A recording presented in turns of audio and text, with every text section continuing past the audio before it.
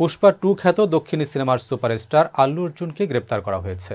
ভারতীয় সংবাদ মাধ্যম এনডিটিভি টেলিগ্রাম ইন্ডিয়া প্রতিবেদনে এ তথ্য নিশ্চিত করা হয়েছে। এনডিটিভির প্রতিবেদনে বলা হয়েছে, গত সপ্তাহে পুষ্পা 2 দ্য রুল সিনেমার প্রিমিয়ারের সময় পদদলিত হয়ে এক নারীর মৃত্যু হয়। এছাড়া সেদিন গুরুতর আহত হয় ওই নারীর 9 বছর বয়সী ছেলে। এ ঘটনায় হায়দ্রাবাদ পুলিশ 41 বছর বয়সী আল্লু অর্জুনের বিরুদ্ধে মামলা দায়ের করেছিল। এছাড়া সেই ঘটনায় আল্লু অর্জুনের নিরাপত্তা দল এবং সন্ধ্যা থিয়েটারের ম্যানেজমেন্টের বিরুদ্ধেও মামলা হয়। এই পদদলিতের ঘটনায় সংযোগ থাকার অভিযোগে শুক্রবার আল্লু অর্জুনকে গ্রেপ্তার করা হয়েছে বলে প্রতিবেদনে নিশ্চিত করা হয়।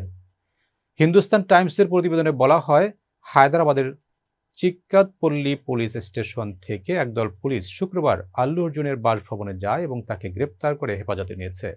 পুলিশের পক্ষ থেকে বলা হয়েছে, আল্লু অর্জুনকে পুলিশ স্টেশনে নিয়ে যাওয়া হয়েছে, সেখানে তাকে জেরা করা হবে।